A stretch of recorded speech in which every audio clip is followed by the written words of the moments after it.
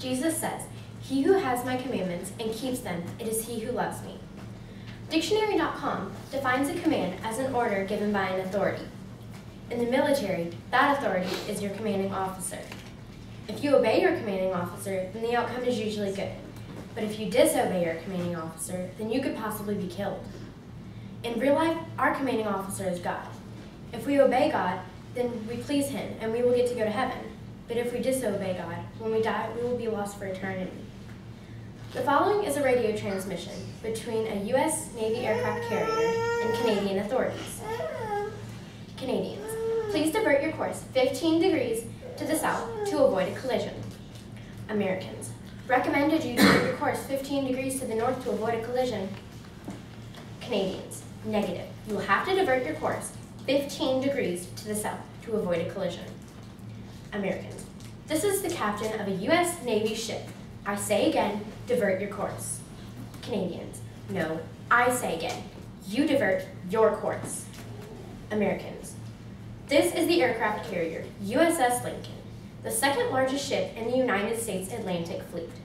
We are accompanied by 3 cruisers, 3 destroyers, and a numerous amount of support vessels. I say again, divert your course 15 degrees north. That's 15 degrees north, or countermeasures can be undertaken to ensure the safety of this ship. Canadians, we're a lighthouse. Your call. Just as in this story, God is our lighthouse, and when he gives us a command, we need to obey. But sometimes we think we know better than God and try to do our own thing. Consider King Saul in 1 Samuel 15.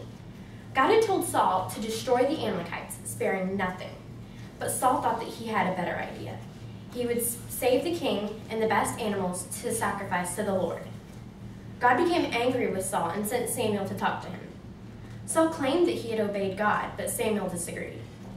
In 1 Samuel 15:22, Samuel tells Saul, "Does the Lord delight in burnt offerings and sacrifices more than obeying the voice of the Lord?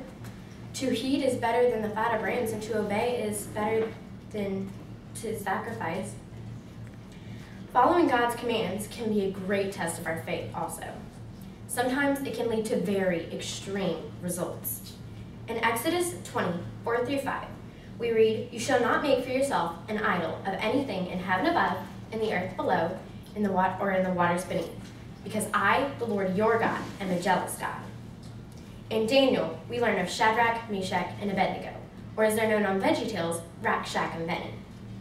On VeggieTales, Rakshak and Benny work at a chocolate factory under the control of Mr. Nezer. Mr. Nezer decided that he would build a 90-foot tall chocolate bunny, and that every time the bunny song was played, they were to bow down to this bunny. In the Bible, King Nebuchadnezzar built a gold idol. Daniel 3:6 tells us that whoever did not bow down to the idol would be thrown into a fiery furnace. Shadrach, Meshach, and Abednego refused Nebuchadnezzar's command, even though they knew that they would die. They knew it was against God's law, and so they did not bow down and were thrown into the fiery furnace. But God rewarded them for following his commands. He saved these 3 men from the fiery death. In fact, not even a hair on their heads was singed.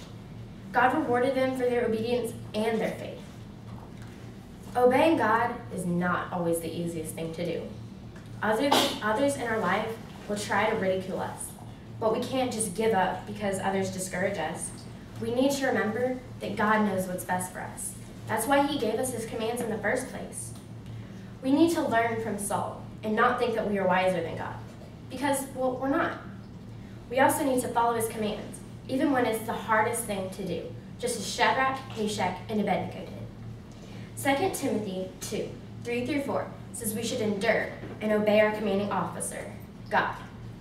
So I encourage you to always try to obey God, our commanding officer, because the outcome will be heaven.